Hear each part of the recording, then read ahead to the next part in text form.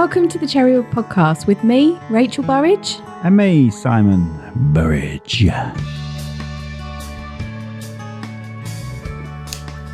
Oh my God, that's the most pathetic attempt I've had in 40 episodes. Can we have our face in it? You can put your face in it if you want, but just say like Kylie and... Do you know what you should do? You should put your face in and then come back out and say Kylie and Ashleigh. Oh, Kent.From. The old Kent barn, Kylie and Ashleigh. That'll do. Look at that wheeze. Right. Here we go, dangle it there so everyone can see you. Hello. Hi. I haven't seen you for ages. I don't feel like I've seen you for a while actually. Do you know, it's because I'm kind of off the floor, aren't I, these days? Yeah, so I'm that's kind right. of like Harry Potter under the... You are under the stairs. Under the stairs. Okay, before we get in depth, how long? You know about the sign because we're really famous. It is really anonymous. famous podcast. And actually, let's have a moment of appreciation for how well you're doing, guys. Oh, bless you. Thank you. Really, so thrilled for If you. you're being nice, I'm going to put the microphone closer. Capture the essence of the words. Okay, I think it's quite a warm room, so I'm going to go with, what should we go? Somewhere in the middle? Oh, she's using the temperature of the room. Or you can both have a go. You can both have a go. What? All right, let's do two then. Let's do two. I'm going to go Let me write this down. 2 minutes and 22. All the twos. Why From not? here. From here. Pessimist. I'm going to go 7.5. Nice. 7.5 minutes from here. That is, you really have a lot on that double-sided tape. Okay, we're going to go to our sponsors. Let me sit here for 10 minutes. No, we don't. Today's sponsors are Giorgio Properties, your premier choice for expert building solutions. From concept to completion, trust them to turn your dreams into a reality. Visit their website today at digiorgiosproperties.com. Di Medici Associates, chartered, structural and civil engineers. Based in the UK with a worldwide reach. Visit their website on dimediciassociates.com. Okay, we're back were from our ready. sponsors. He does that all the time. He sits here and waits for the advert. I went, you don't have to wait for it. Just turn you down a bit, Rach. Yeah. Crucial. Right, here we go. We've got Kylie and we've got Ashleigh from the old Kent Barn, one of my favourite venues. And I'm not just thank saying you. that. That is very I'm kind. not doing a Bruce Forsyth and saying you're my favourite. We're all the favourite venues. Yeah. We're all the favourite venues. Yeah, but we're you the are. first one, right? You are the first venue. Yeah, you are First venue. So ask us anything. God. How did you become in charge of the old Kent Barn? Because that's what you are now, aren't you? In charge, Well, one of a actually? team. One So of the- there's oh, it's right, quite. she's trying to play. Yeah, no. She knows. It's a lot of infrastructure there. So we're still led by Claire and Will. So the history of the Old Kent Barn, the first wedding way back in 2005 was our lovely managing partners, Claire and Will. And really from that, this family business grew. And really the business and the team has grown with the venue. It's been really lovely. And I think you will know there's been longevity there. So I've been there a decade. You're laughing because you've been there long. I didn't reference it. Have you been there longer? Yeah. Yeah. Really? Ashleigh you're old enough to know this, and I'm going to say it, Okay. is the Ian Beale of the Old Kent Barn. So if you like your EastEnders reference. I'm ginger now. But yeah, so you've been there even longer, haven't you? Yeah, 13 years. 13. And really come through the company. And so that's really what we do. We're really passionate that everyone has the opportunity to come from within a house and have the opportunity to grow and learn. And we've met and had some fantastic team members along the way. But I think you'll know that our core team, pretty much to this day, are much the same. So how many in your team then? How many of you guys work there? Well, in the busy summer, it could be 60 to 80. Obviously, spread over all the different departments. It's quite a lot of infrastructure. But the core team is probably somewhere between 10 and 12. Just depends on each department has got its own numbers. But yeah, core team, I'd say about 10 or 12 at the moment. And Claire and Will are still really hands-on, so they're very much part of that. Claire and Will. So Claire and Will are our managing partners. They're the owners, and they're really where a lot of the things that are synonymous with the Old Kent Barn, that attention to detail, willingness to go above and beyond, really comes from them. And obviously, then that was obviously bestowed onto us, and it's our duty and our job to just really keep that going and just grow on that, just keep growing. Okay, when the Old Kent Barn first started, was it just that single barn? Yes. So Right, the 'cause plot. I've never known it as that. that. So that was, really how it first began. So there was the beautiful old barn, which is over 250 years old and was a former cattle shed, believe it or not. So there was, as late as the 90s, there was, cattle and hay in the property. And then the surrounding landscape, because the plot that we're in, we actually own the other half of it as another side of sort of rural farmland that we own as well. But the main plot, so where the new barn blueprint is, as it were, that's where the marquee was. So it was essentially a marquee wedding company, and we was hosting weddings between the April and about September, sometimes into early October. So really, the evolution and the growth of the company came from just that desire to want to do weddings year round, and as we all know, marquee weddings are great, but obviously there are some drawbacks. Sometimes it can be a wee bit windy or a little bit hot, or sometimes a bit chilly, and you're just trying to get that temperature quite right. So the new barn, as it is, which It's is not, beautiful, that barn.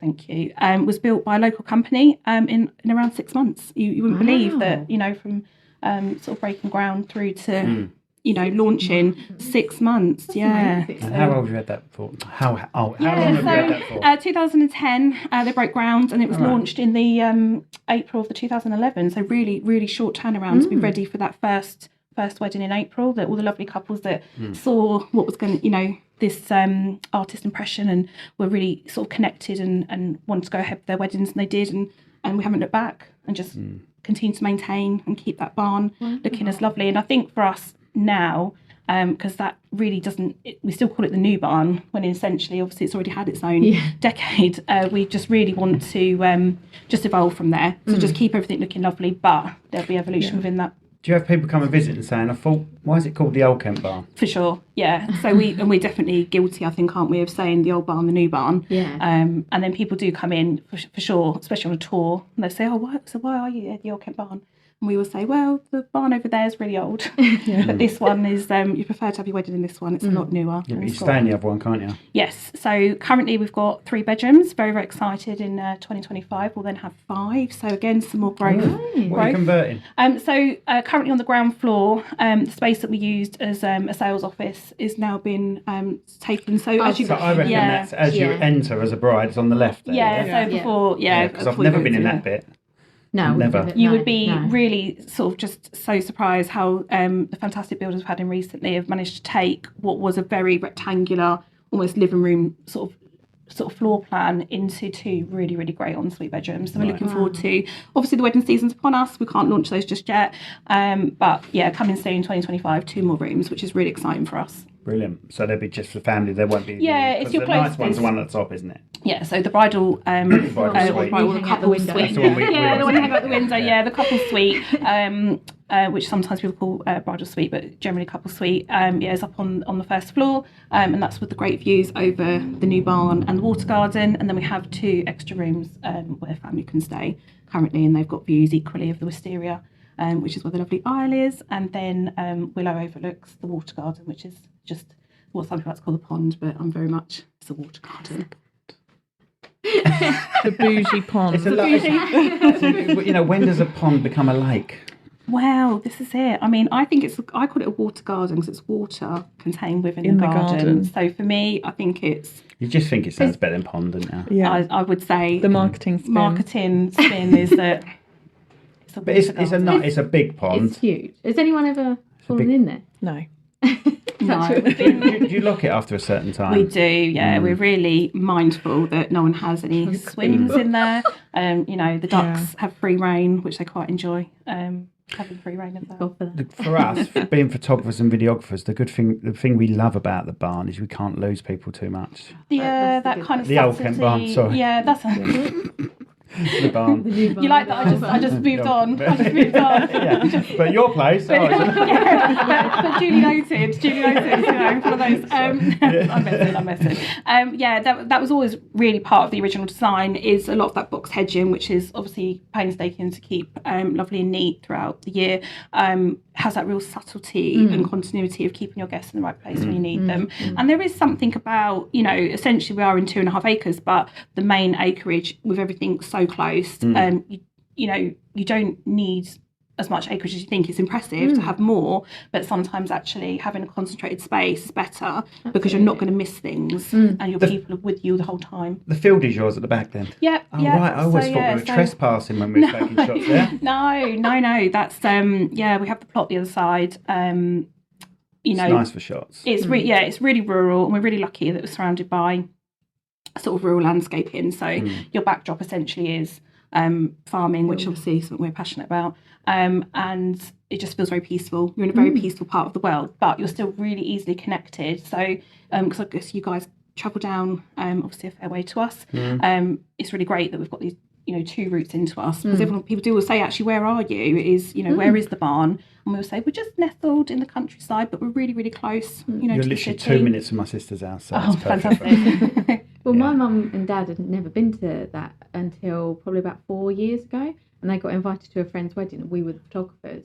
And I'm like, where are we going? We'd never heard of this place. I said, oh my God, all the years we've been doing it, and we've told you this is where we're going. And they came down, and they were blown away by it. They were so blown away. They were like, oh my God, this is amazing. Can't believe we've never even been here before. And that's the thing, because you're set back a bit as well, and especially for a videographer point of view, because some are a little bit too close to the main road, so you pick up on that. But from that point of view, you don't get anything like that right there, do you? Yeah, it's a very peaceful place to be, and actually when there's not a wedding on, we're often, if we're outside, we just have a wander around the gardens, which is a real luxury that we have, especially if you're moving between buildings. Sometimes a pain, obviously, on the wetter days, but on a whole, you can just go and take some time out and just be very peaceful in the countryside. And I think that's one of the things we love the most about our position. We are lucky, and spectacular sunsets. I'm sure both of you have captured. No, I doubt it. Not right. We're just so fortunate with that bit higher up, because you kind of come up to where the barn is. The positioning in the countryside is a bit higher up, and we just get these spectacular sunsets that we're just forever grateful for. We go home early and use Photoshop. Nice. So some venues that are dedicated to weddings are called conveyor belt venues. I wouldn't class your one as that. I'm not going to mention any names. But how often do you have weddings a week? Do you have it 7 days a week? Can do. Yeah, I mean, the post-COVID run was wild for us. It was 96 weddings in 103 days or something. So really, but we can do that, and that's the beauty of the barn. I think you can be guilty of being considered a conveyor belt wedding, but I think it really depends on your customer service, and it depends on your operation. That's exactly what I was going to say. You make every wedding unique, just as special. Oh, we really hope so, and that is. You do. And I think if that ever changed, I think we would have to stop and reassess. Because we're fortunate that couples love what we do and they buy into that. So we're busy because couples see what we do and want to have that.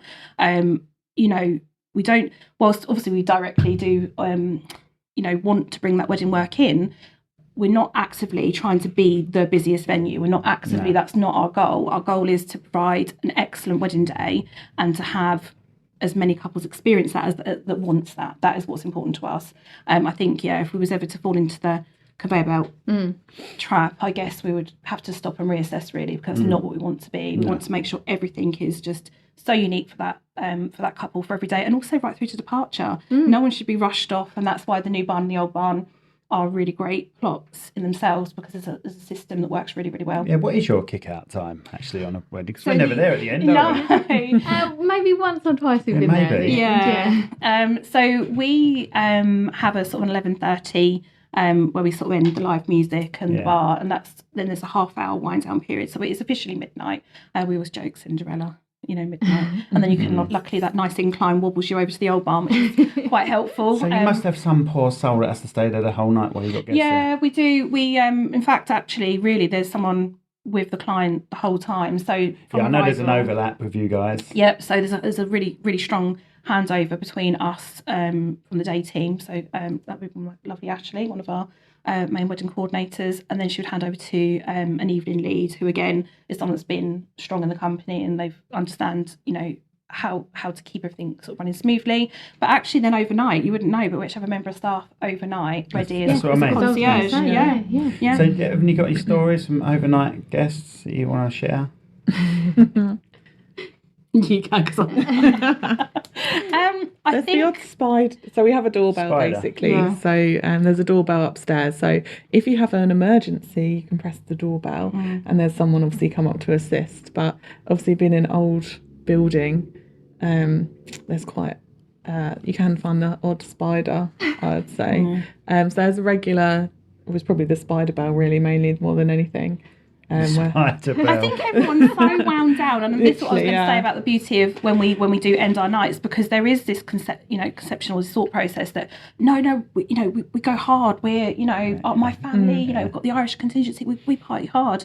My friends are the rugby fellas, and that's brilliant. But on your wedding day, I don't think people realise that actually it's exhausting. Yeah, It's like a so marathon, exhausting. and actually you don't. If you was going to do something sporty in that way, you prepare, you would have hydration, and you don't. You're just so in the day that by the time sort of that time winds down, you are ready. And we've definitely had couples over the years that have said at 10 o'clock, I'm done. And we go, come on, you're nearly there, or actually we can go and settle you in your overnight suite, and then we'll just sort of gently see your guests out. And actually, which is all does work really, really well. But there's this witching hour. I think, I don't know if you guys if you've ever done a wedding past that. I know that in some of my freelance days, there's couples that can have weddings that run on a bit later, and I just think people are tired, and I think that you can just take it too far.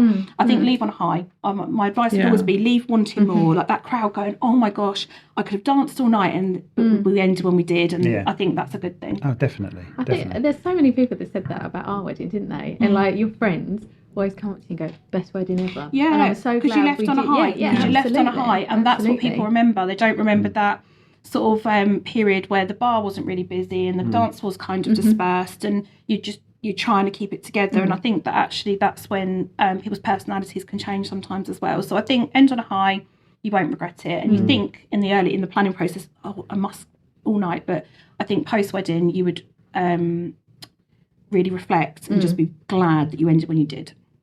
So We were literally left on a high, weren't we? Yeah, We were left at the venue. All the taxis picked everyone else up, left the bride and groom behind. My plan. Hello, can you pick up the bride and groom? Yeah. I've definitely had that. It's definitely a freelance planning question is, when you didn't have a venue with, accommodation on site, which is, so what about you guys? Where are you going? What are you doing? Who's doing that? Who's facilitating that? So I think a lot of the wedding planners and freelance wedding coordinators will definitely resonate with that one. Who is responsible for that lovely couple at the end of that night? We were very tempted to hitchhike, weren't we? I mean, who could turn down a bride and groom? But it was in the middle of nowhere, It was so I in the thought middle maybe of not. nowhere, yeah. So with regards to timings, how early does a bride have to get to your venue to make the most of getting ready and the bridal prep and that sort of thing as well?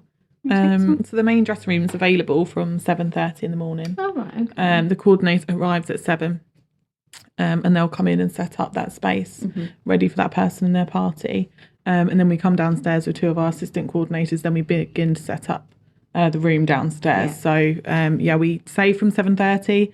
Definitely, if there's lots of them to get ready, we're like, come in at that time. It'll be worth it to have a bit more of a chilled, getting dressed kind of situation. But yeah, it's kind of optional for them. But it's usually they'll work it out with their hair, makeup person about what time they need to be in for. Because I must admit, that side of it, like the bridal prep side, is so organised. It's amazing. I love just going in there because I know where I am, who I've got to shoot, where everyone else is, and it's so structured and nice because that's what we like when we get in there. Yeah, I remember taking photos of the bride getting ready, turning around, you're ironing the dress. Yeah. Like, blimey, she's ironing the dress. I ain't got the bottle to do that. I'll burn it or something. We just, it's just part of this, enhanced experience. Yeah. Oh my gosh. Okay. I don't know. What was the time? What was I have the no time? idea. I have to let you know. Did you look at the clock when you... No, I didn't. I think it was What did you longer say? How though. long did you say? 7.5. And I went for all the 2s, so I think I went too early. Yeah. Oh, That's me. That's me. I like an early wedding though, so I think that That's what I was going to say actually. Is it 2 o'clock you aim for most of the time? we aim for. We are more flexible. I think what we've learned with the evolution of the business is that not every couple does want to fit in with what you might suggest. So that's, we've definitely got more amenability now, and we can. We'll always be honest as well and open what we can and what we can't do, because I think that's really important in the early stages, is be clear. And I think that what we found historically is 2 o'clock's a good time. You can fit everything in, and I think that'd be my one piece of planning advice for anyone having a wedding anywhere is have a really good timeline, and don't be afraid to give as much time as something needs, and then, you know, sort of spread that across the day. I know we always feel for you guys, we're always, there's markers you want to hit. You know, you want that ceremony to start on time and you want that dinner to start on time. Those 2 markers are hit, you know, the rest of the day is going to run pretty smoothly. And that would be, top advice. Let your ceremony start on time, let your dinner start on time, and everything else will be, I think you would agree as well, great around that. But we definitely, over the years, you will see our faces when we go, oh, because we're trying to get the couple back off you, and you're capturing some magical stuff, and we feel really bad. We're like, oh, I'm really sorry, you know, kitchen needs... Yeah, But sometimes some can run away with it. I think so, and I think that we don't want to kill anyone's creativity, so we're definitely torn between, you know, I guess trying to please everyone. We want everyone to be happy and everyone to have a great day. Like we're really madly passionate that suppliers have a great day, because in fact I really hate that word sometimes, supplier, because I really genuinely believe, and I know we all do, is that you have your own relationship and customer journey with that same couple. So we're all working together, we're a collective.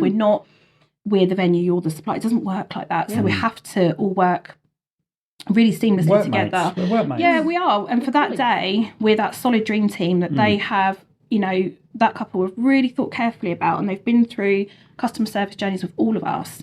And the outcome of that should be an exceptional day, because they've got everybody they just wanted. So for us, we definitely feel bad if we're trying to nip you the timings. But we feel bad. We feel bad if we're taking the time away from you. I mean, so we try and push our luck to some extent. But then when you come over and go, but we need them in, absolutely. And that's how it works, isn't it? I mean, you know, and I think that's where a lot of our relationships within the industry form, because we all have this understanding that we're all there to do the same thing, but ultimately we are employed by a client to deliver a service. And so for us, if we've said all along the way, you know, we're going to hit this time, and then we're not, I think then we're not doing what we said we would do. I don't think I've, in any wedding in 20 years, I've ever held a venue up. No, I don't think I have. Honestly. I've always said to them, don't worry, we'll do it after. We'll do it in between. Yeah, I do get it. Sometimes there's killer light, and sometimes everyone's just giving, and we really do get that. And that's where, if we can be flexible, we will, because again, you don't want to kill anyone's creativity, but just unfortunately, everyone's trying to achieve the same thing within the same time. And so I think that that's where a solid timeline is actually the best foot forward, is plan for these things. If you know that creativity, or if you're booking in with someone that really is going to need more time, then let's give them more time. Let's not, I think it's when you're ambitious to fit too much in, I think you have to, and I think we've had difficult conversations over the years. We've had to say to clients, we love all that you've got here, but let's just spread this out a little bit, because I think otherwise we're all setting ourselves up for it to be a little bit tricky. Yeah, absolutely. So how many guests in total can your venue hold then? What's the maximum amount of guests? So 150 for the daytime, and then 250 in total for the evening. So another 100. That's a busy barn. Yeah. Do you have any stories where people have sort of brought this like extra guests with a note you haven't noticed? I think people have asked us, haven't they? They've definitely asked us. We've definitely had evening guests turn up sometimes, thinking they're a daytime guest. Oh, right, okay. Then that's just lack of communication. We've had guests turn up for other venues, actually. Yeah. We've had people come and sit for a ceremony, and they've looked a bit confused, and everyone else has looked a bit confused. and then not even their ceremony. And we've gone, are you okay there? And they, oh, no, we're at the wrong venue. And we go, oh, no, crikey, it's all right. And we've popped them in a taxi to the right venue. So that has happened. But luckily, and actually they gave us a great review because we resolved their problems. So that's what I mean. The old Kent Barns on tour, we're taking, you know, your problems and solutions and just resolving them all. Come to us, we'll help you, you know. Okay, let's talk about you two now, personally. Who should we start with? Let's start with you. Yeah, let's start with you. Thanks, Ashleigh. Yeah.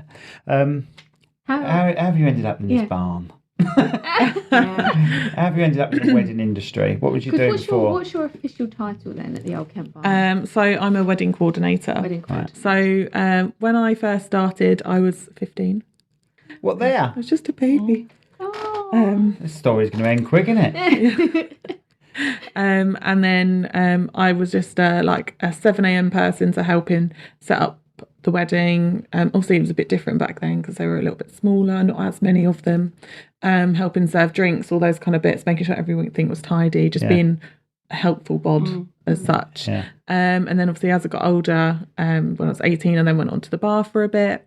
And then I went off to university. So it was still, to be honest with you, like quite seasonal. So you could still then come back when you broke up from uni, work for the summer, and then go back and spend it all. What did you study at uni? Sports development and coaching. Okay. And where did you go for that? Chichester. Oh, right. Okay. It was good. I lived my best life. Had a good time, played rugby. But I just didn't enjoy my course by the end of it. And within the degree that I did in the industry that you would end up in, it had a lot of cuts and things money-wise. So it was kind of redundant in the sense of if I was going to have a career to go to. Is that what you want to do? Do you want to be a rugby player? No. You're brave. I don't think. It's a lot of fun. I definitely enjoyed it, and I wish I could do it more now. But it's a bit awkward if you turn up with like a black eye or a broken hand. What sort of injuries you had from rugby? A lot of bruises. I badly, like probably nearly broke my ankle. To be fair, Right. So I spent like 6 months on crutches, just trying to get a bit better and not have such a fat ankle. And then. Yeah, career-wise, I did think about teaching. Sports. Yeah, probably science. sport. Yeah, but I wouldn't say I'm confident enough to kind of stand up in front of a group of children as such and tell them. Yeah, you stand up in front of 150. Yeah, that's easy. That's easy. Announcing people into the room, all that kind of thing, like that's easy because you've got willing participants. Like they're here for a good time. Yeah. Same for speeches and things like that. Yeah, That's why I always struggle with why are the bride and groom nervous. I always struggle with that. You've got all your loved ones that have come to see you. You know, that's what we tell them constantly. Why are you nervous? Zone, aren't you? You're just doing something you haven't done before. And I think that once they've done it, they do go, oh crikey, that wasn't. Yeah, it's nothing. And I think the bride herself, because she's obviously with her dad, but she's got to walk up the aisle on her own. She's got new shoes on. You know, she's got to do that whole aisle bit, and everyone's looking at her. Everyone. I really struggle at why that's scary. Because I've been on stage, I suppose. Yeah, but you're up the front. It just doesn't bother me at all. You're up the front. You're already there. You don't have to walk up the aisle and everyone looking at you. I think that's why guys are more emotional though, because I do say that, don't you? There's a perception that the female if you were talking about a male and female couple, that there's a perception that the female would be the more emotional one and the chap would sort of be holding it. But we find it's the polar opposite. I think the girls have already processed a lot of their emotions in the dressing room, and they've really had that chance to prepare. And I think for the chaps, in our experience, they have a shorter preparation time in the room, and suddenly they're the first port of call. You know, all those lovely girls tucked up in the best time in the dressing room, and actually the guys are on the ground and they're meeting the guests first, and they're the first people to speak to. They're probably more thrown into it a bit more, aren't they? So they're the first people to speak to the celebrant. They're the first for all of that. So by the time they get to the ceremony position, whether for us that's indoors or outdoors, they're definitely in a place and also I think when you think back just to being couples, when you're couples, you do something difficult together. Yeah. You know, as whether you're married or in a relationship, anything tricky, you do it together. And I think that's what's almost strange in the wedding industry, that we split these two people up and get them to do these difficult things separately. And sometimes when they come together, they won't even look at each other. They act like strangers. Because like they've never met each other. Also, I think really strange. They're not told that they can be themselves. No one's ever told that, you know, there's always this element of formality with a ceremony, whether you've got a celebrant led or like civil ceremonies. Yeah, but am I allowed to hold his hand? Am I allowed to do this? This is it. And we say, you know, we will say, touch her, not weird. But, you know, it is strange, right? It's weird because they get that from their parents. Because back then it was a little bit more formal. It was all church. Yeah, we have the same thing with wedding albums. A lot of them think you're still just slotting a picture. Oh, really? Like a into an traditional album. picture. And then we show them a storybook, and they're like, "That's amazing," because they've only ever seen their parents' album. Yeah, that is obviously, true. as time goes by, their parents will be, you know. Yeah, as the generations, and we're definitely finding that there's definitely, and I think we all know this, because to be in this industry, you have to keep up. That's one of the, isn't it? You know, always trying to keep up with everything, and not to be necessarily trendy, but just so you're delivering the right service for your couples. And I think that we'll definitely see a transitional period, certainly in the next 5 years, again, there'll be another evolution of our industry. And what couples want now is very different to what our couples would have wanted from us, say, in the 2000s. You know, Definitely. or early 2000s. Just they've got to move with it. The main thing at the moment, the trend at the moment, is having a content creator on your day as well. And I don't really understand. So I'm sort of, oh, right, okay. I think it's just we're all guilty now. Modern times have made everything very quick, very instant. Yeah. And I think that, especially with your art forms, both of them, they are not anything that can be pushed out. I know you can do a preview. I know you can do, but I think to really truly get into the editing process, that is you really immersing yourself in their story, in their day, and that can't be turned around really quickly. And I think the content creation has come from this demand that is upon us to produce, produce quickly, straight away. and that we must be able to share something almost created really quickly. Yeah. So, Kylie, we're going to ask you the same questions now. So, where did your background then? Where did all that come from? Where did your background come from? No, why did you? I got it from B&Q. That's my background. So prior to the barn, I've always been in hospitality, and then kind of found the wedding thread of that, and just nurtured that. I did a lot of freelance work prior to the barn, and that's really how then my relationship formed with the barn. Initially, when I sort of came on board way back, was just to do some sort of independent cover, really, because the barn was growing pretty quickly, and they just needed someone just to kind of fill some of the gaps. And then the barn was just really growing quickly, and actually really fortunately for me, once I was there, I never left, and I'm still there and still as passionate about it, sometimes even more so sometimes, but still really, really passionate about everything to do with it all these years on. So you guys must have worked in the majority of the areas within the barn. So what is your favourite area? Is it like the bar, or is it like the dressing room area, or what's the favourite? I think what's your favourite part? For me, it was definitely the dressing room. Obviously, I'm retired now from officially doing the wedding days, which is probably good because old bones now, trying to be as efficient. But definitely in my days when I was doing sort of the bulk of the weddings, the dressing room was probably my favourite bit. I really had down this efficiency of just foresight of, if I do this for you, this is going to prevent this from happening, and then I can just produce a really tight timeline and just make sure everyone's tip top and all the bows have been felt, and all those attention to detail, I think, was definitely and that's been bestowed though onto the team. That doesn't get lost when you come away, and then the new team come through. They can then run with those processes, but in their own strengths, which is really lovely to see. What was I going to say? Oh, I was going to say something. So, what is your role now? Are you dealing with bookings and things? Yeah, more so really Sorry, yes, we'll talk about you in a second. It's really more. She's the janitor. It's really more marketing now these days. So marketing, development, and I think I would say our current, projects that we're working on really are about enhancing that client experience, making sure that we're, for want of a phrase, industry leading, that we're just really pushing harder to give back more, because clients need that. The days are gone where there's just a service and a delivery. You've got to really, from inquiry right through to departure and beyond that, be producing above and beyond. So Next, Ashleigh, you what's stop your clicking that pen favourite? as well. You're driving me nuts. And you put Kylie off. I see it in her face. I was just making sure I'd answered Stop all my clicking your pen. questions. Ashleigh, what's your favourite part of, or where do you prefer to work on a wedding? I would say probably my favourite kind of place is probably the bit just before the ceremony. So whether that's in the foyer of the new barn for an indoor ceremony, or in the old barn just before you walk down the aisle. You kind of see everything kind of come together at that point. You know that everything's ready to go. And it's also, I enjoy putting that person at ease as well. That's where you can say to them, look, you've made it. All that's left to do is you've just got to walk up that aisle, follow your bridal party, see your family and friends, that kind of bit really. I think it's just like I don't know, I find it weirdly kind of like a relaxed time, unless there's like 14 children, then it can be a bit stressful. But we just let them, as long as they're happy and smiling, like just let them down the aisle and you're all groovy and ready to go.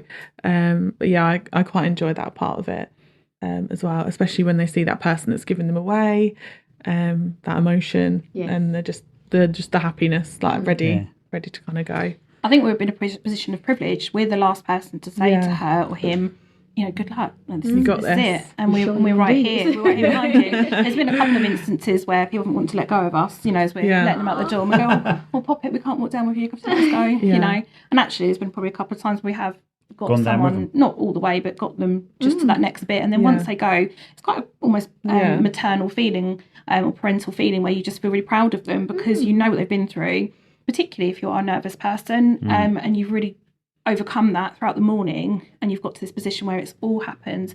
And I think we're just really proud of anyone that has worked that hard to bring all of this together. This wedding day is because you have worked really hard on this and we're just here to facilitate that to happen for you. Have you ever had any weird requests of, I need an owl to come down and deliver the rings or something?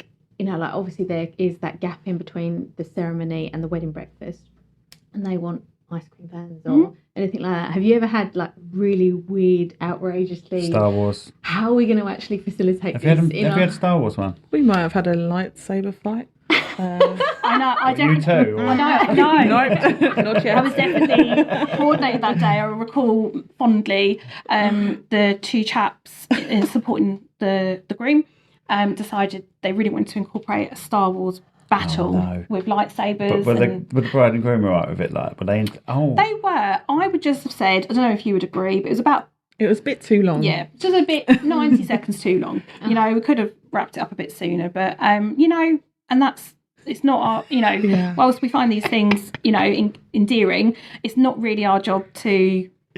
We're just there. We're just there to let this happen and for everyone to have, what they want, and that's really what we do. Yeah, as long as they're happy, we're happy. As long as they're happy, yeah. We can advise. We've been there before when like a few couples have had singing waiters. To the point where they're actually serving food. Yeah. And I'm like, oh no, I'm good, thanks, I'm good. You have a singing waiter sometimes. We've had one start 4 hours before the performance. Yeah, there's some good companies out there. I think the ones you're probably referring to are the singing waiters, and they're obviously, it doesn't really differentiate from many, but that's their name. And they're really great characters. They absorb in the day, and they have these aliases, they're different names, and they have an accent. But the thing I would say about singing waiters, and I think you'd agree, is when they fall over or when they do something, people look at us as coordinators or like we've abused the staff, like we've done something wrong, and they're looking at us and we go and we're trying to be polite and and then afterwards everyone goes, but in the interim when they're looking at you as if to say you're not doing a very good job right now.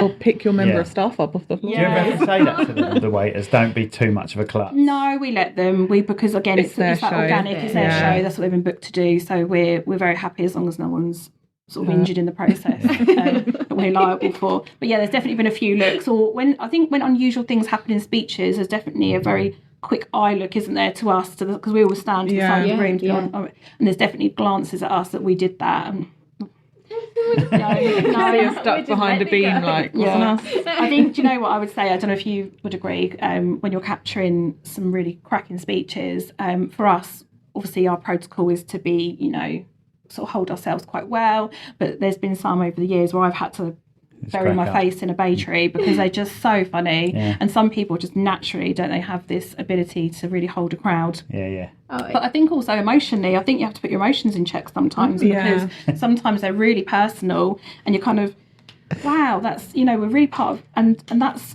what we talk about is that privilege. We're so, for that one day, part of your life. How lucky are we? How lucky are we? Yeah. The amount of times that I've sort of shot away, because being a photographer, I can move, so I'm quite lucky in that respect. But obviously, Simon's got a house set up cameras. A few cameras set up for speeches. And at the back of the room, like there's a really emotional speech. I'm thinking, wow, Dad's done such a nice job for his daughter, or whoever it is. And I look over at him and I turn around and he's crying his eyes out. I cry nearly every speech. I'm a nightmare. I'm an absolute nightmare. But that's a good thing because you're invested in their day. And I think that's testament to them why you are the right person for their wedding because you care. They go, oh my Honestly, I'm a nightmare. I'm a nightmare. I definitely went for an ice queen period. There was a period where I just wasn't movable. I think because you're so focused on their wedding, and there was definitely a period where I just didn't seem to break. But as I've got older, I'm definitely find things. Make me I think wobble a I've bit got more. the face that looks like it doesn't break. You're But actually, really- I'm you like, actually are. I'm the worst. I would say actually, yeah. You've got like yeah. Chloe and You're Sam the that are like smiley, happy all the time.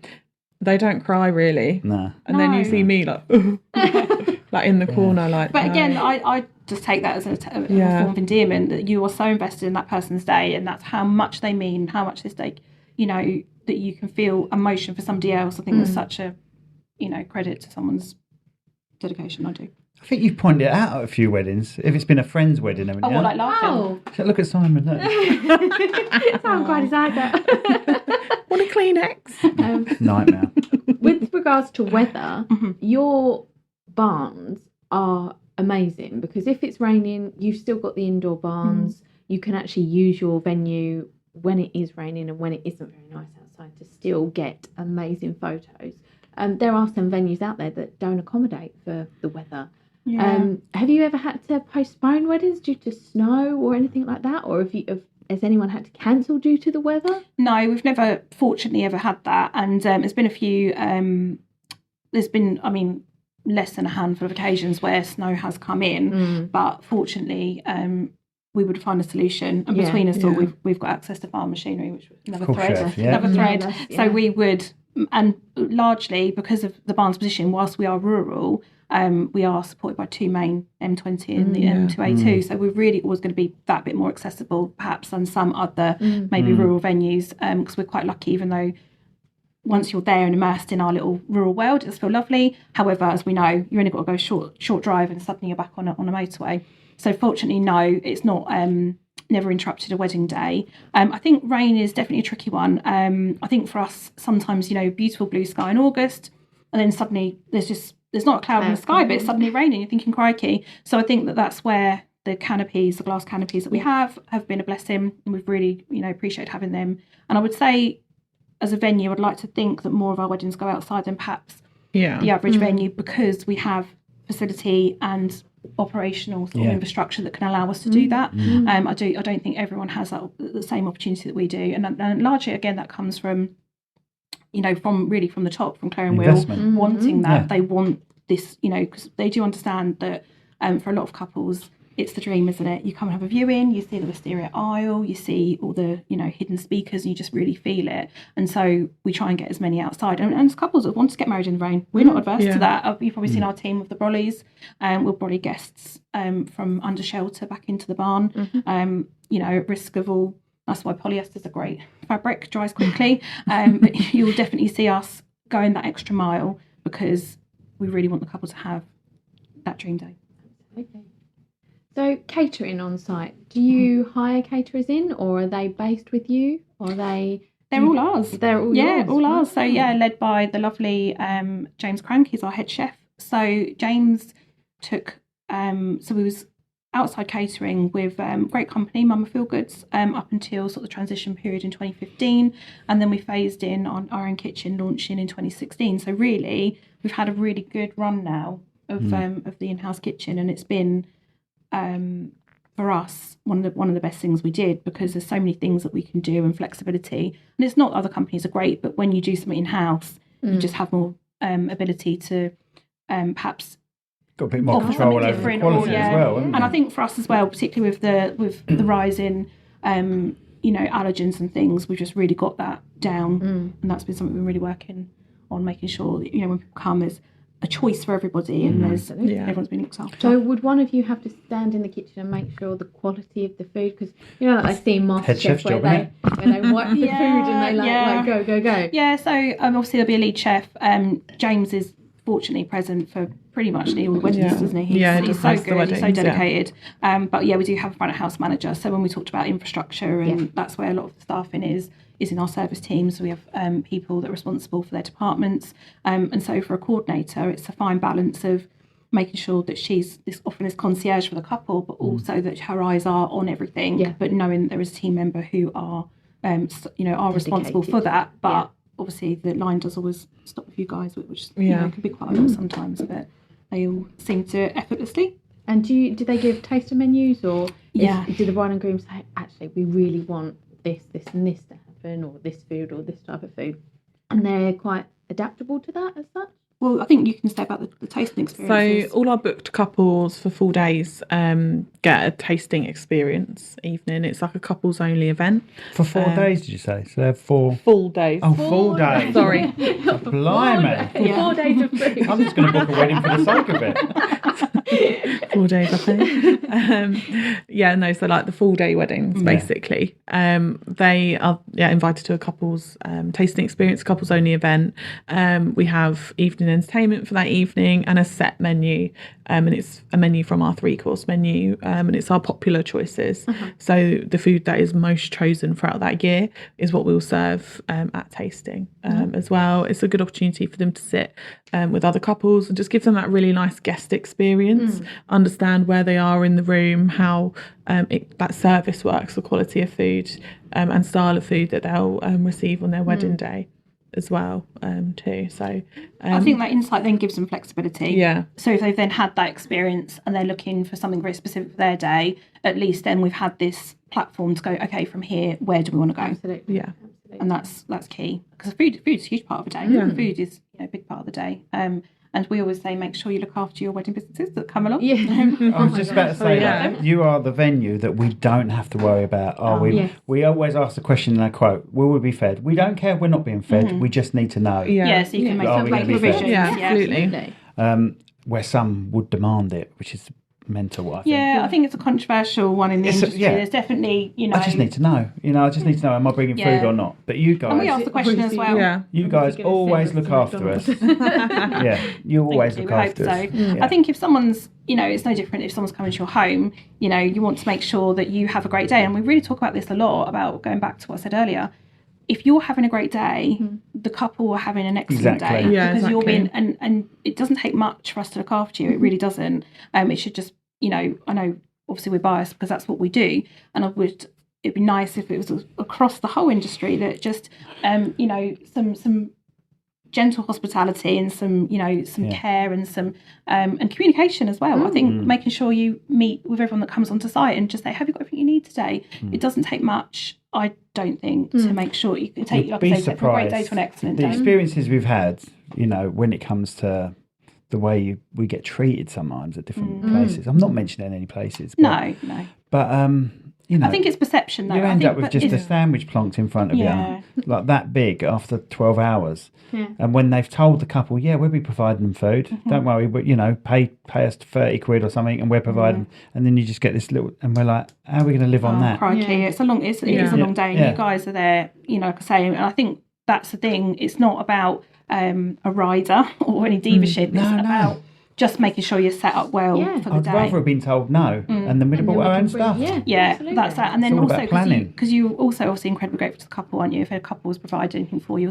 thank you so much. You'd never want them to know otherwise. Yeah, I definitely think there's definitely it's definitely a thread, I think, within our industry about hospitality for wedding businesses that are coming in, particularly into venues. And I think that every venue has. I think it's tricky for some venues that don't have internal catering. I think that's tricky for them because, of course, they're working with external company that may not have the same in-house policies as them. And I think also it just depends on the infrastructure. We're really lucky that we have enough team that can think about everybody. I think some companies their teams may be smaller and maybe they're so focused on other details that maybe they can't take their eyes off. No, that's right. Okay, brilliant. So how would a couple find you guys? I think Don't say up in the office. No, me in the office. I think these days, just the modern world of online. I think that's definitely a broad term now, especially for me in marketing. Asking where and how, definitely online is a broad term. But I think that modern couples look at you everywhere. I think as many places you are, they're going to look at you because they really want to get a full picture of the good and the bad. And I think make sure all your reviews are there, transparent, and just make sure that you're just giving as much up as you can, particularly pricing. I think there's definitely a thread in the industry about hidden pricing. Back in the day, everyone used to hide their pricing from competitive, but I don't think you need to anymore. Just had it out there. Couples, you know, if you went into a shop and want to know how much a coat was, you'd look at the label. I think you kind of need that analogy as well. I know it's tricky because we offer different levels of service, different packages, different things, but I think just give couples a guide. I think that's definitely one of their pain points. I think you'd agree in the industry that, you know, clear and approachable. You know, no hidden charges, don't layer, you know, extra services, just, you know, and for us, that's always been very, very transparent. And that's why we do so much included, because no one wants to try and calculate that. You just want to know, what have I signed up for and how much it's going to cost me. Are there any restrictions on your packages? Like, obviously, confetti, we know, is as long as it's biodegradable, that's absolutely fine. Fireworks, anything like that? Or do you have restrictions and you have to sort of draw couples back in and say, right, we can't actually do that? And that's what I talked about earlier. We open from the off. We'll always tell you what we can and what we can't do, because we would never want someone to come in duped and then not be able to, you know, achieve that with us. So we're quite very, very clear. Our tours, I would say, are pretty comprehensive, you know, and we make sure that we hit those points so people can take a note and make that, whether we make the shortlist or not, because you don't always. But yeah, unfortunately, fireworks, obviously you're surrounded by livestock. They're not sheep aren't a mad fan, obviously, of fireworks. But we try and keep our restrictions really minimal, and I definitely would say that comes from the top. They have always tried to be as flexible and as amenable as possible. But if we can't do something, we're always going to say, I'm really sorry, we can't.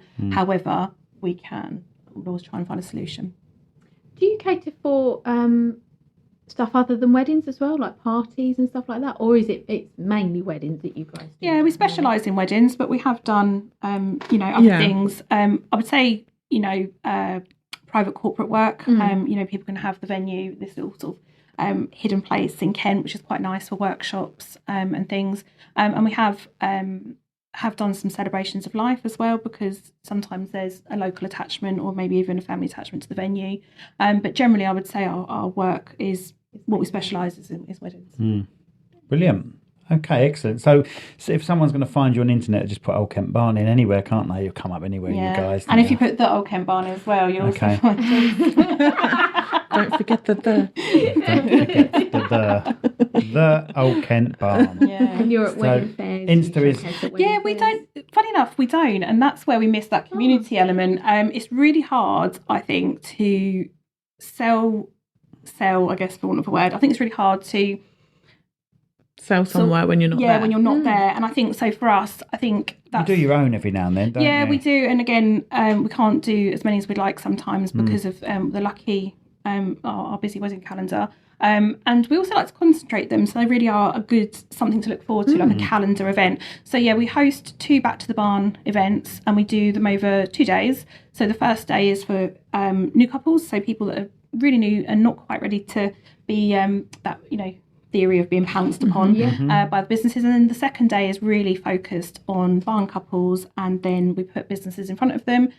We try and match that with our client base, and try and do it on rotation as well, so everyone has an opportunity to meet our clients. We wish we had more spaces, because obviously it's a tricky one to give everyone an offer.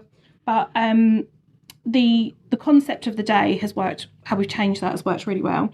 So you essentially come into the venue as it would be on a wedding day. So it really helps couples who are booked walk around and see and feel that day. So to meet us at a show is very difficult. We end up, the last time we did a show actually, we end up being like tourist information.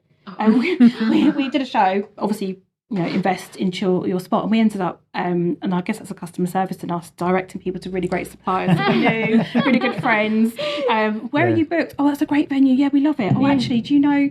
And, you know, I think that's, so for us, not perhaps. Well, like you say, it's very hard to sell something if you're not there, or you can't bring it with you, can you? No, imagine There's a bit of grass from there. Here's It'll be like VR, won't it? Just put these on. We've definitely, we've since the last time we did a show, we have invested in sort of Matterport virtual technology. So we are really lucky that you can virtually walk around our venue and really look at everything. It's a very, very helpful tool, and that's been obviously during the lockdown years, as they are.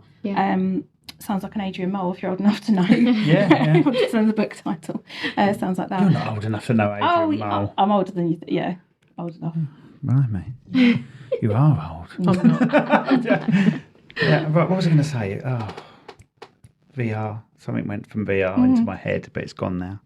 The tours, VR, The tours. wedding fair. Technology is moving on. You know, people don't just want to walk around anymore. They want to, particularly for us, we attract people from out of county, surrounding counties, internationally. They want to have that preview. They want to have that.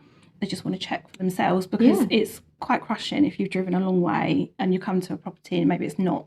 And especially with marketing imagery, obviously you're always going to put your shiniest images on, and sometimes couples just want to see it in its of course, raw format. Yeah. So to be able to view it in a virtual way. Because Pinterest nowadays as well, everyone's got a Pinterest idea in their head of this is what I want it to look like. Yeah.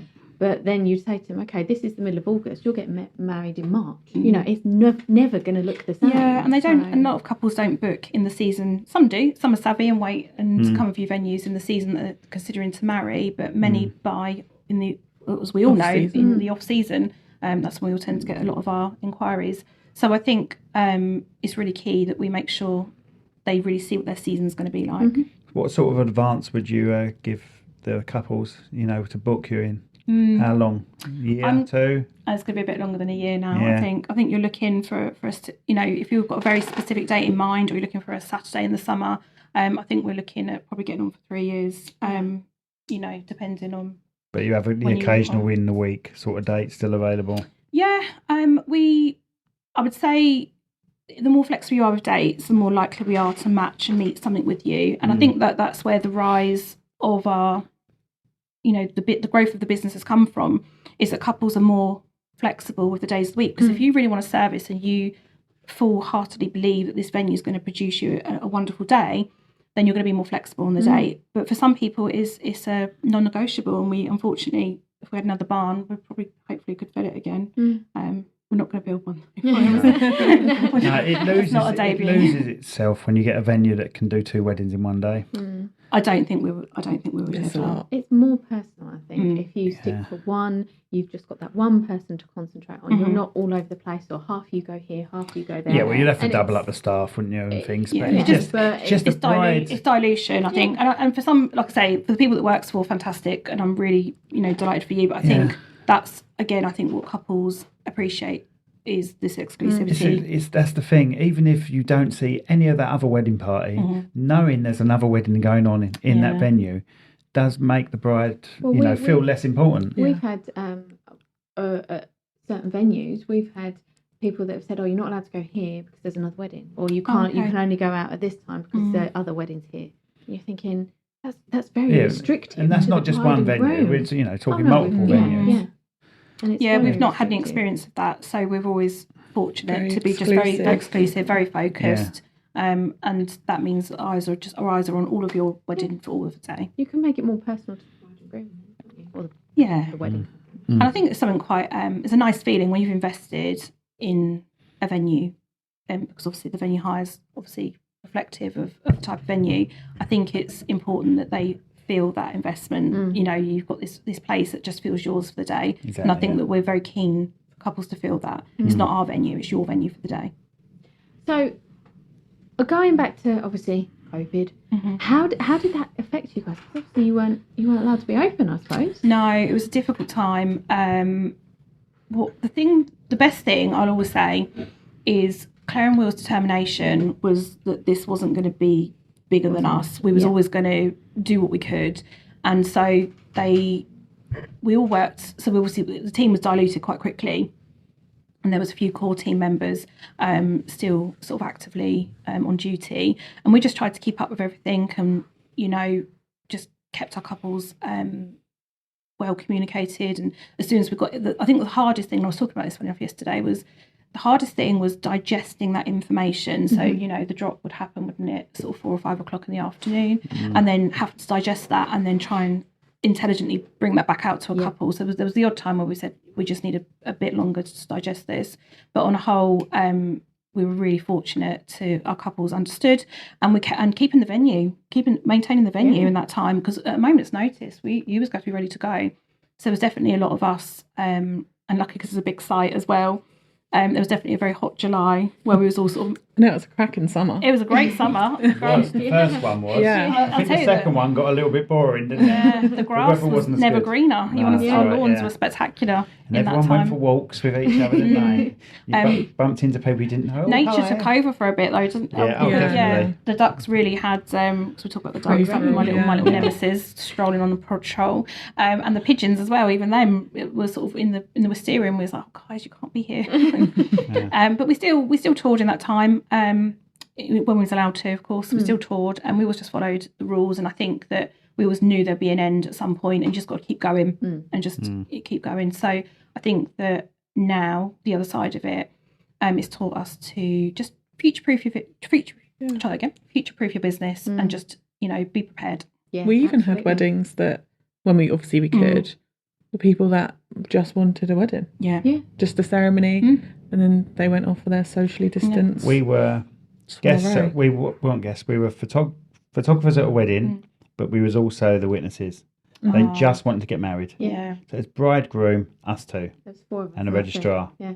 Yeah. But it was nice because we could then go off and take as many shots as we wanted. We could be. That was definitely weekly relaxing. active. I would say for us, that was definitely, once they were married, we were like, whatever you need, Yeah. Yeah. And one wedding, you took the pictures. Really? Yeah. We did this very tiny, beautiful little ceremony, but obviously they just kept it very small and didn't have. So we were hanging out with Just a sanitised classic, iPhone. an old, Hanging out the window again. hanging out the window, trying to get some group shots. We did Obviously, that actually, didn't we did do that, and this was with the PPE as well. This is where we had Yeah. the mask and Yeah. the visor, Yep. and it was those days. Could you remember the bridesmaids used to have matching masks? Yeah. Do you remember? Yeah. I think I even did a wedding at your venue where the dress, there's a small satch of the dress that had to be made into masks, and they all had masks and stuff like that. That was such a tricky time. Yeah. And actually there was a period when the rules were relaxed where we took the decision as a company to continue from our side wearing masks, and that was definitely on the hot summer and everyone else had their faces Some people out. had never seen our faces. Yeah. Wow. And it's very interesting Just eyes. actually. You wouldn't believe from nose down how much that changes someone's face, would you? No. So you would end a tour, and if a couple were in the car park and you were sort of a very safe distance away, you would sort of take your mask off and smile and say, I do smile under here, and thanks ever so much for coming. And then they would sort of look, and you say, I look different, don't I? Deceptive. Brilliant. Wow. Let's get into farming.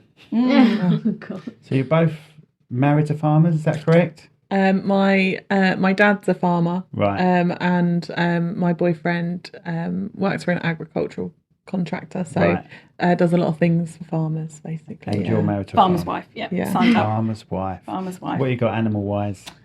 So we have just sole beef farm. So we've currently got 159 beef animals over 235 acres. Blimey. And I'm worried about 12 chickens. And well, we didn't even keep them. Fox got half of them. Anyway, what was I going to say? So, did you get involved in it yourself, being a farmer's wife? This time yesterday, I was always smiling at each other. This time yesterday, I was probably pinned against a barrier with a angry animal, not delighted that I was trying to ask it to do something. So yesterday was what we call TB. Have you heard of TB testing? Yeah. So you have to routinely have all your animals checked I for watched TB. Clarkson's Farmer. Yeah, he's nearly had TB, didn't they? I know, and it's such a worry. So they are tested on the Friday, and then there's a follow-up the results on the Monday. So we did Friday testing and then yesterday testing. Fortunately, ours were all clear, which is Good. great. We are in a low TB area. We are lucky in Kent in that respect, although it's not to say you should ever be complacent because it could happen to you. And So it's what are the devastating. consequences? Culling them all. Yeah, if you have a reaction, you could... You're basically shut down for a period of time. Yeah, there's a and- no movement period for 6 months, which, if you've got animals that need feeding, it's a lot. It can ruin businesses. And if you have enough animals that need killing, it can really decimate someone's business. And yours or your family's? So it's a bit of a mixture, really. Obviously, we've got chickens. We need some. Got We any have spares? none, just cows. You probably wouldn't even notice if one went missing. There's so many. Good. You should have brought a couple with you. If I'd known beforehand. What's the address? We've got some pigs, or 2 pigs. My stepsister has got a little side business of pygmy goats. So they breed pedigree little pygmy goats. That's all right. We've got sheep, so we're currently lambing at the moment. Very much Blimey. having lots of little lambs come around, and we've also got some cows too. Proper old McDonald, isn't it? Yeah, and very it's funny much. because in our office, your mum is our office manager, and also her husband's in farming. So regularly there's farm chat. Yeah. Yeah. And you wouldn't believe it, women in weddings that farm. So do you get to use your own products? So if you have the eggs and everything like that, and milk from the cows and stuff like that. Yeah, but how about you? Beef and at the barn. steaks Do you know, funny enough, when we first brought the catering in house, we did do a visit at the farm, and we really considered whether, because the type of animals that we have they're kind of earlier in the chain. They're not quite in the food chain. They're so some farmers grow crops, we grow cows, if that makes sense.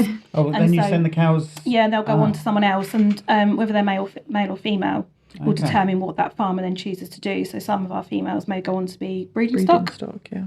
but predominantly, obviously, then the males, as we know, are probably going to go into So the you've food got chain. the good bit, really. You haven't got the bit where We've got the fluffy bit where we have all these lovely little babies born quite organically. So we have 2 stock bulls and herd of breeding cows, and it's their job just to decide if and when they want to, and then it's our job just to decide when those babies pop out, and just to make sure that they're well looked after. So we had quite a lot of babies yesterday as we were sort of channeling animals through, very sweet. But it's sometimes difficult as well. You know, we had a spell of difficult deliveries last summer. So I always joke that as the king was being crowned, there was a lovely calf crowning that we was dealing with. And then I went to a street party afterwards, and I'm pretty sure the rest of the dogs in the village were Could smell you. I wash my hands, I have. So do you stick your hand up yourself?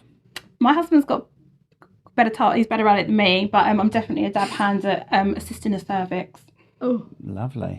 Yeah. Got small hands. Yeah. You have to turn them around sometimes in there, or It's definitely I don't know if you have the same, but ours is a leg. It's often a leg's gone back, so they dive out. Yeah. And if one leg's got back, you just got to get in. you just got to get it straight out. Yeah.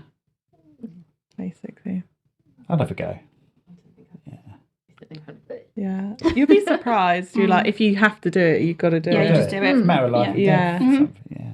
And it's harder than you think, because the resistance, you've got all that muscle resisting against. So you trying to pull, sometimes sort of 3 strong adults cannot pull a calf out. So sometimes you have to intervene with equipment or even machinery. That's right. You have to use a baler. You have like a jack, to what's pull it called? back. Yeah. I think it's called a baler. Have you ever got hurt on the farm doing assisting? Yesterday. Yeah, I got pinned yesterday Was it into by a a barrier. cow or a bull? By a cow. The bulls are stubborn. They're not the ones you should worry about. It's young animals and cows with calves that you need to worry about. So we all say this about dog walkers. I like to be, I don't know about you, but I'm quite vocal about, the thing you're worried about is not, you should be worried about the cows with new babies and your dog, because that's going to frighten them, and that's why they're going to chase you, and that's why a lot of these accidents do happen, is because of just this understanding about that. And obviously young animals are really flighty. Animals like ours they're not pets. No. They're not petted. No, that's right. Human interaction is frightening to them. Yes. And that's the best way for them to be. It's very organic and very, in our best method, our best practice is for them to live as naturally as possible. Ours are, I would say, a verge on the side of ragey in their breeding. Ours aren't that bad. They've got a lot of French breeding in them. They are sassy. So ours are a little bit on the rage side. So yesterday we just opened a gate, and I was looking at a clipboard, and then she just ran at me and pinned my leg against the barrier. So glad I'm here today. I'm glad we didn't get the phone call. Sorry, I've broken my leg. Yeah, or worse. Yeah, risked my life. And Do you have children? You don't have children, do you? Yeah, I've 3. Yeah, and I've they're got all 3. good around the cows. And Yeah, my middle son. when do you have time to have kids? I know. They've all grown up so quickly. So I've got 2 boys and a girl. My son is 23. I've got one about to be 18 and an 11-year-old daughter. Oh my God, you don't look old enough. Well, thank you. You don't look old enough. Oh, you're kind. You're kind. I thought you were going to say, I've got like a 3-year-old. Yeah. No, my children have all. So my middle son is great. He's definitely a classic middle child. He won't mind me saying that, but he's great, and he is so active on the farm. And he's getting over how young she looks. Oh, you're kind. You're about 35 in my eyes at the most. Oh no, I've gone over to the 4 side. Really? Backing it up. Yeah, she's old. Yeah, she is. Yes, She's not made the 3s yet. She's still in her 20s, living her best life. Get out. Are you still in your 20s?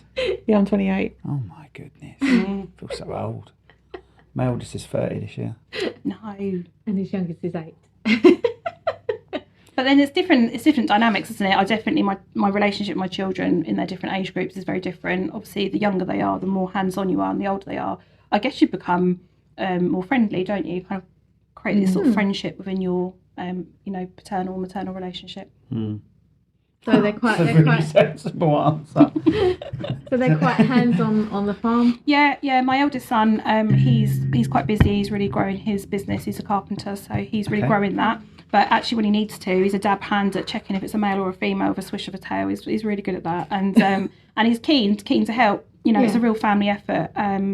Particularly recently, kind of the family dynamics changed a little bit, and we've needed a bit more help because the original farm business was my my father-in-law and my mother-in-law, and unfortunately recently my father-in-law passed. So that kind of it's unfortunate, but the dynamics then changed. So then our children, like, we perhaps stepped up to help them, and then also stepped up to help us. So I've been really grateful, and it's quite a thing. I had a meeting at school recently with my daughter, and she's 11, and I said, she might find reading and writing tricky, but put her in a herd of animals, and she's brave. So I think that farming's taught the children a lot about life and death as well, because not everything has got a happy ending, and I think that's been very insightful. The kids have learnt now the chickens, haven't they? Yeah.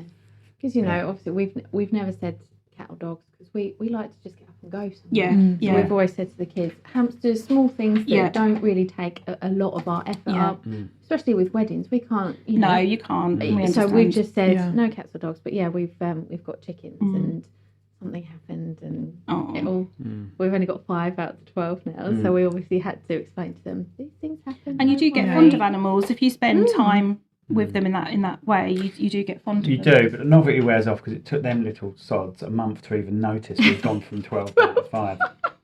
And our daughter cleaned them out. So we let them into the garden, and then they clear them out, and then we put them back in the pen. And she didn't even notice there was only 5 that she'd let out. Man down, 7 man down. But our son's quite happy that his chicken has survived everything. Good. Yeah. He's like this rock star chicken. Yeah.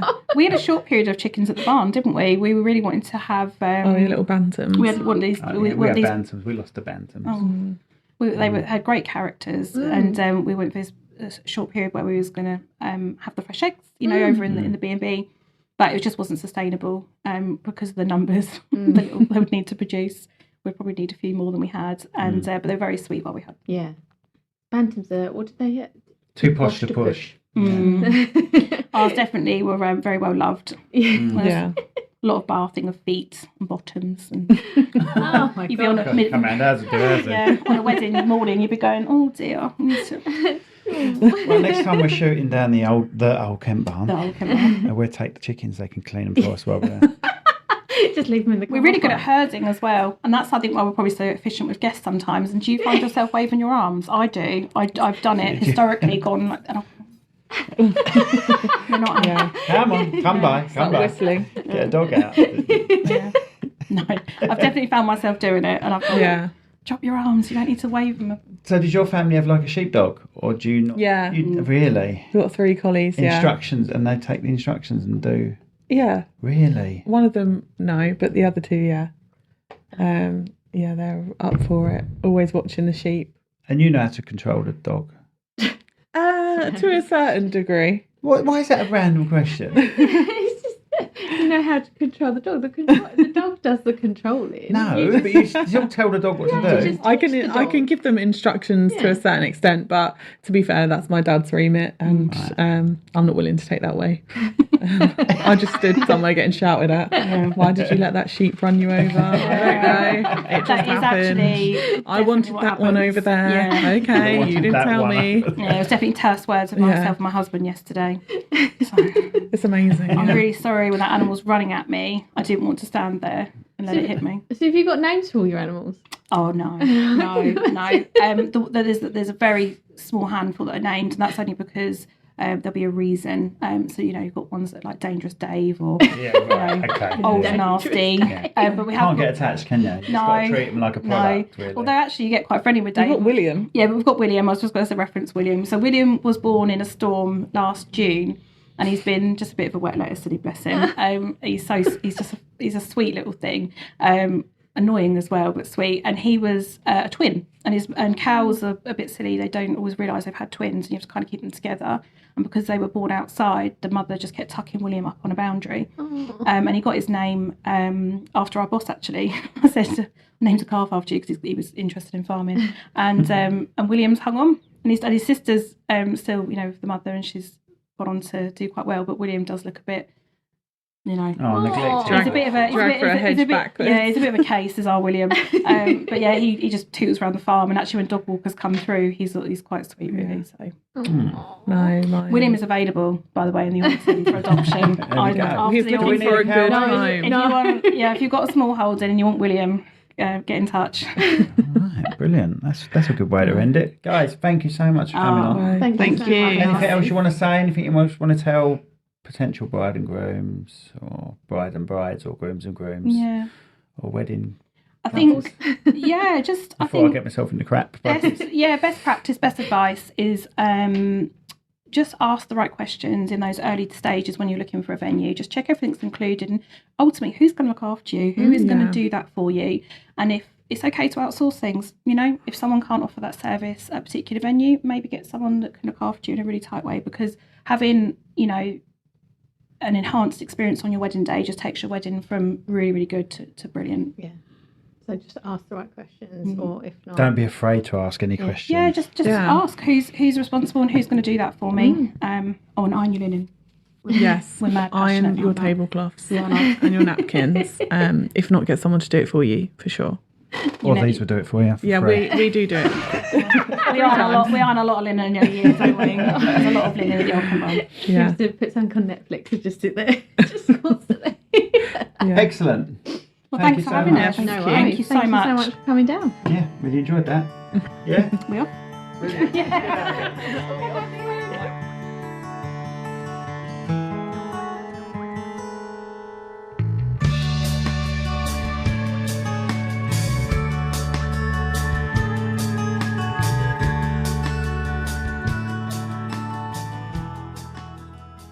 This podcast has been brought to you by Snug Dubs Camper Van Hire. Roam the world, park anywhere. That's snugdubs.co.uk. This podcast was brought to you today by Austin's Eatery on Station Road, Strood. Try the Viking Challenge.